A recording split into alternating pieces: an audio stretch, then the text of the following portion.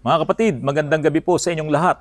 Munti ka na pong magkaroon ng problema itong mga owners ng mga electric vehicle, plug-in hybrid electric vehicle, pati yung hybrid electric vehicle, kasi nga po nitong mga nakaraang araw ay nag-anunsyo ang Philippine Highway Patrol Group na magko-conduct sila ng roadside inspections ng mga electric vehicles at kailangan na maipakita ng mga owners na sila ay may proof of certifications from the Department of Energy na ang kanilang mga EVs ay talagang na-classified na isang electric vehicle.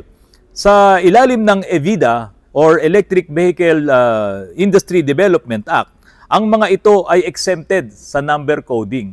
Marami-rami na rin po kasi yung mga gumagamit ng mga electric vehicles po ngayon.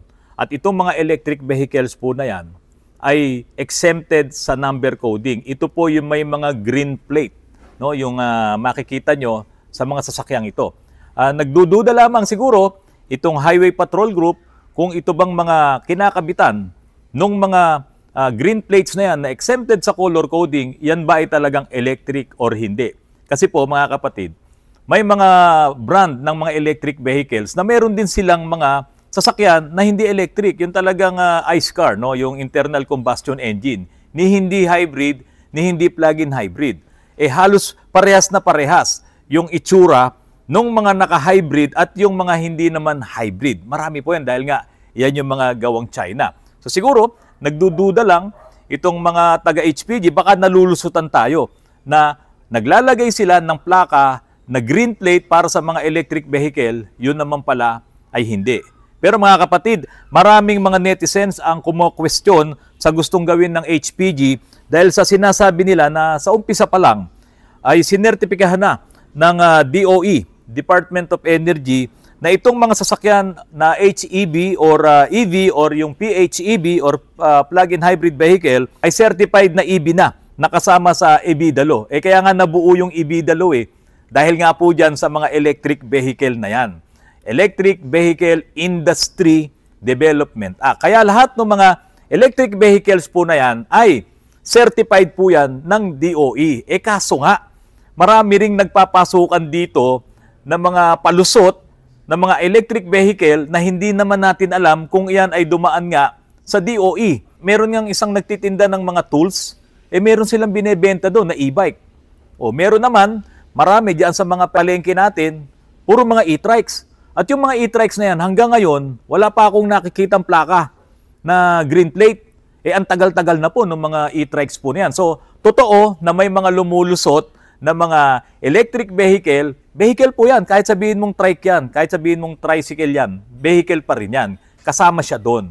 Kaya nga po sa bandang hulihan po nitong vlog ko, ay malalaman nyo kung sino-sino yung mga huhulihin ng LTO sa November 1. So, ito siguro ang tinitignan din ng HPG para hindi tayo malusutan. Sinabi naman po ni Senator Win Gatchalian, si Senator Gatchalian ang author po nitong EBITDA law na ang HPG daw po, ang Highway Patrol Group, ay walang authority to inspect EVs under EBITDA law. Dagdag pa ni Senator Win Gatchalian na yung mga dagdag na requirements na hinihingi ng HPG ay maaaring magdulot ng red tape at papahirapan ang mga motorista. Pwede nga naman, di ba? Pwedeng magdulot yun ng red tape dahil baka magkaroon ng magkano ba sir? Di ba? Yung mga ganon, yung mga lagayan. Tapos at kung mangyayari ito ay magbubunga ito ng matinding traffic kasi marami-rami na rin po yung nandyan sa Metro Manila. Dito sa NCR, marami-rami ka nang mapapara kung ang plano mo lang, ang pakay mo lang ay hanapin yung proof na iyon talaga ay mga certified ng DOE. Ayon kay Senator Win Gatchalian, ay walang probisyon sa batas na ganito. Kaya wag nating dagdagan ng patakarang labag sa diwa ng EBITDA law.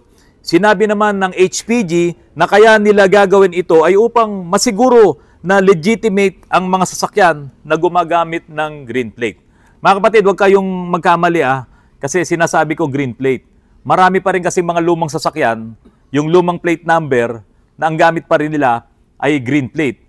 Karamihan po ng inabot nitong mga white plate na to ay mga 2012 yata na units or 2013 pataas. Ang mga plaka na gagamitin yan ay yung mga white na plaka. Pero yung 2013 pababa or 2012 pababa, karamihan yan ay gumagamit pa nung plaka na matatag na Republika. Tumitingin ako doon kasi meron doon sa harapan ko. Pero meron ding isa, pakitanggal mo nga yung upuan na yung Glenn. Itong isang nasa harapan ko na to, ay may nakalagay naman, green yung kanyang numero at letra, pero yung kanyang katawan, no, yung pinaka-background niya ay white at may nakalagay na Pilipinas doon sa baba. Marami pa po yung gumagamit ng mga ganyang plaka na hanggang ngayon ay tumatakbo sa ating mga lansangan. Sa bagay, sa isang banda, tama naman yung kagustuhan ng HPG na maharang nila to or masita man lang, kaso magbubunga yon ng paglabag doon sa batas na ibidalo. Ngayon, kung ang plano ng HPG ito ay sitahin dahil sa ito ay nakatimbre, kasi ganito mga kapatid alam nyo, lahat ng sasakyan natin, kapag yan ay nagkaroon ng issue or ginamit yan sa mga masasamang bagay, yan ay nare-report sa HPG. Natitimbre po yan doon. Kaya siguro itong HPG, na may mga natitimbre na rin po siguro sa kanilang mga EVs na yung mga plakang ganon, kaya gusto nilang ito ay mapara. Kung ito bang mga electric vehicle na to ay talagang legit na mga electric vehicles at yung ba talaga yung plaka na naka-assign doon sa sasakyan na yon. Kaya nga po sa pagta-transfer po ng ating mga sasakyan, halimbawa ay magkakaroon ng transfer of ownership sa inyong mga sasakyan, dadaan mo na yan sa HPG clearance. Kailangan makita nila na itong sasakyan na itatransfer sa pangalan mo ay cleared sa lahat ng mga problema, kung ito ba ay nagamit sa ibang mga krimen, para i-clear talaga na yung sasakyan na yon ay pwede mo nang ilipat sa iyo. Kung yan ay may issue, hindi yan matatransfer po doon sa bagong magmamayari. So, ang gusto lamang siguro ng HPG rito ay talagang ma-check nila na kung itong mga dumarami na ngayon ng mga electric vehicle na to, ay totoo bang legit na yung plaka na yon ay para doon sa mga sasakyan po na yon. At baka naman ginamitan to ng plaka na green plate na hindi naman pala electric vehicle yung sasakyan na pinaglagyan. Kaso nga, kung gagawin mo yan sa EDSA, ay magkokos ka talaga ng malaking problema. Minsan kasi, yung mga tropa din naman, mga HPG, wala naman yan sa NCR. Minsan, dito nga lang sa Rizal, yung mga tropa natin dyan, sila Sir Viterio, nandito sa bandang Tanay. Paano kung payagan na i-conduct nila yon nung humanap sila ng mga proof na certified na EV talaga yon? Lahat yan, pati yung mga nandiyan sa papuntang probinsya, ay pwede nang parahin ng HPG. Kaya lang sabi ni Senator Win Gatchalian, bawal yan. Huwag natin dagdagan yung batas. Mga kapatid, sa November 1 ay tuloy na yung panghuhuli sa lahat ng mga gumagamit ng improvised plate, temporary plates sa inyong mga sasakyan. Wala na pong palalampasin to. Doon sa nakaraang vlog ko mga kapatid, hindi ko nabanggit kung ano-anong mga sasakyan ang affected po nito. Lahat po, motorsiklo, lahat ng 4 wheels, 16-wheelers or 10-wheelers, lahat yan na motor vehicle ay hindi ka na pwedeng gumamit ng temporary plates. Doon po sa nakaraang vlog ko po na yon, marami din po ang nag-comments kung yun daw po bang mga old green plates ay kasama daw po ba ito sa uhulihin. Hindi po kasama yon. Ngayon, bago pa kasi ipatupad itong order na ito ng LTO mga kapatid, naghigpit na po ang LTO dyan na kapag ikaw ay mayroon ng white plate, pag ikaw po ay nagrehistro, ay hindi mo po mairirehistro yan hanggat hindi mo na-claim ang iyong white plate. Yan. So, ibig sabihin, mas nauna pa itong pag-claim mo ng white plate dito po sa November 1 na order ng LTO na huhulihin na yung mga gumagamit ng mga improvised plate at mga temporary plates. At dahil nga po LTO naman ang gagawa ng mga panguhuli at paninita, alam din nila kung sino-sino na yung mga gumagamit ng old green plates po na yan, kung ito ba ay mayroon ng bagong plaka, yung puting plaka. Ise-search lang naman nila yan sa website nila. Ise-search nila yan doon sa internet kung ikaw ay mayroon ng white plate at hindi mo pa nakiklaim, malamang mahuli ka rin. Kaya po mga kapatid, asikasuhin nyo na po na i-claim ang inyong mga puting plaka diyan po sa LTO. At para malaman nyo kung meron na po kayong plaka, yung puting plaka na yan, ay pwede pong i-search yan sa internet www.ltoncr.com/newplate-inquiry. So makikita nyo ron kung meron na po kayong plaka. At kapag nakapasok na po kayo sa website po na yan, ay i-guide na po kayo kung ano-ano yung mga steps para malaman nyo kung kayo ay mayroon na nga pong plaka. Yun naman pong mga plate number na nasa labas ng NCR ay hindi sa lahat ng region ay available po itong ganitong pagsisearch nyo po sa internet. Region 11 at Region 8 pa lamang po ang available. Siya nga po pala, bago na po ang hepe ng ating LTO. Napalitan na po si Sir Mendoza at ang hepe po ngayon ay si Marcus Lacanilao. Mga kapatid, ito na. Yung mangyayari sa November 1. 5,000 pesos ang penalty sa mahuhuling gagamit ng improvised plate at temporary plates. Pakinggan niyo po mabuti yan, 5,000 pesos. Ito po ay sa lahat. Motorsiklo, 4 wheels, pag sinabong 4 wheels, lahat, kotse, jeep, pampasadang mga taxi, lahat yan, no? SUVs, at maging yung mga 6-wheelers, 10-wheelers, at iba pa, kung meron, na motor vehicle na gumagamit ng ating mga lansangan na mayroong mga registration na nandyan sa LTO. Ngayon, yung 5,000 piso po na yan, napakalaki po niyan pagdating sa mga kapatid nating mga nakamotorsiklo. O siguro yung iba, yung mga mayayaman na talagang yung motorsiklo ay pang biyahe-biyahe lamang nilang konti, ay baka ma-afford pa nila yung 5,000. Pero para doon sa mga kapatid natin na naghahanap buhay, sumesweldo ng minimum wage lang, tapos sisingilin mo ng 5,000 piso dahil ang kanyang plaka ay temporary plate lang, mabigat po para sa kanila yan.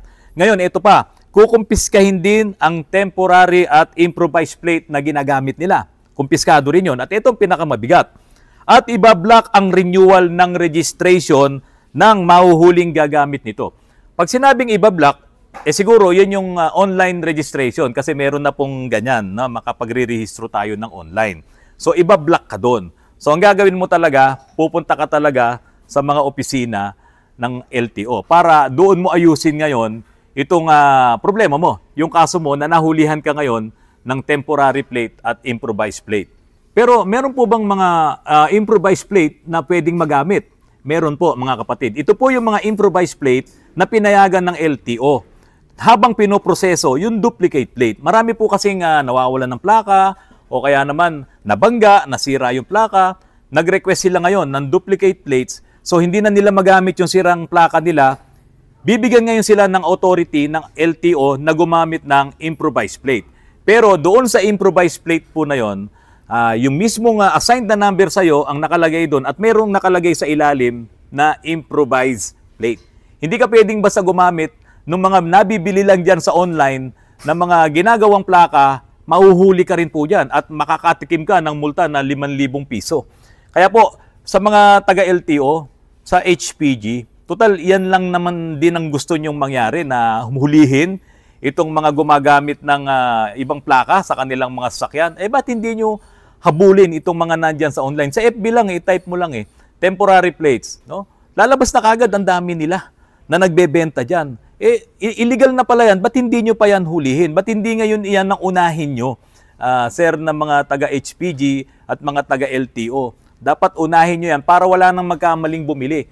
Kasi hindi naman lahat nagbabasa ng news, hindi naman lahat nanonood ng YouTube, katulad dito kay Autorans, at hindi nila alam yung mga ganyan. Lalong-lalo na po sa mga probinsya. Tandaan nyo po, ito ay pang buong bansa. Hindi ito pang NCR lang. Yung mga nasa probinsya, ninakaw kanyang plaka, sa FB, pwede kang makabili, no? Sa marketplace, pwede kang maka-order ng improvised plate, ikakabit nila, tapos dadaan ngayon. Itong mga enforcers natin ng LTO, lahat naman ng region may LTO, lahat ng region may HPG, huli po yan. Magmumulta siya ng malaki. Alam nyo mga kapatid, ito po real talk lang.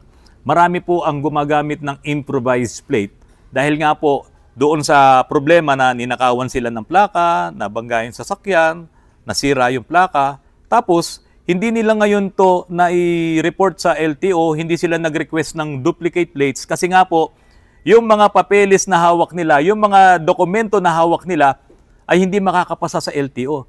Kasi ang alam ko, para i-request mo yan, kailangan yung mga original na documents ay nasa iyo at sa iyo yung sasakyan.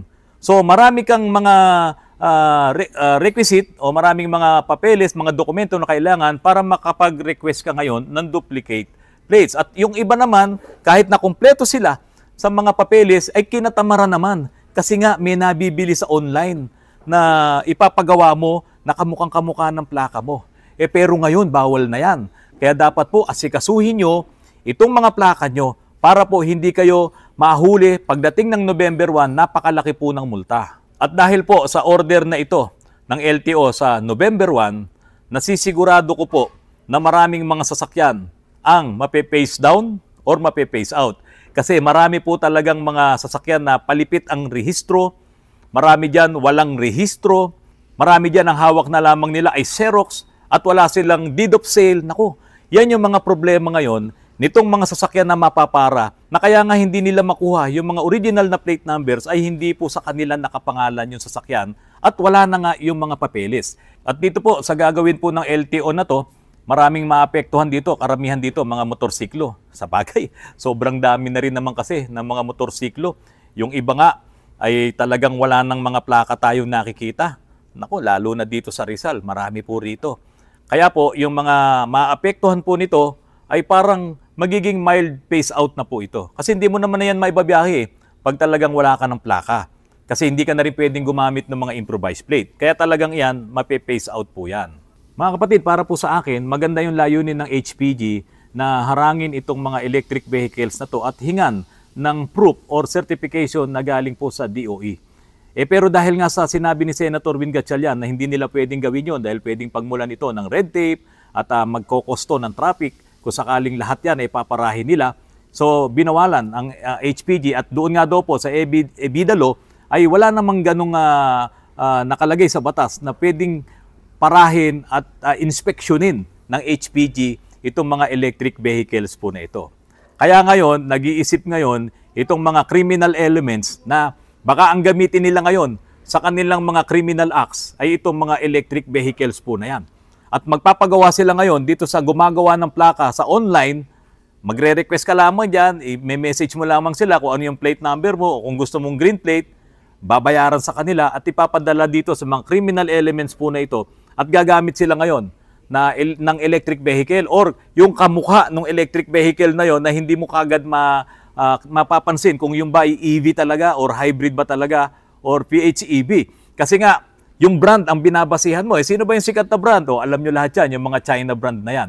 So hindi mo alam kung iyon ay talagang EV or hindi. Kaso, dahil sa hands-off dito ang HPG, pwedeng gawin ngayon yan, itong mga criminal elements na to, na gamitin yan sa kanilang mga criminal acts. Kasi hindi sila paparahin ng HPG kasi nga bawal daw doon sa batas. Pero kung sila naman po talaga ay lumabag sa batas trapiko, pwede silang harangin ng kahit na sino, kahit HPG pa yan, kung sila ay lumabag sa mga batas po natin sa trapiko.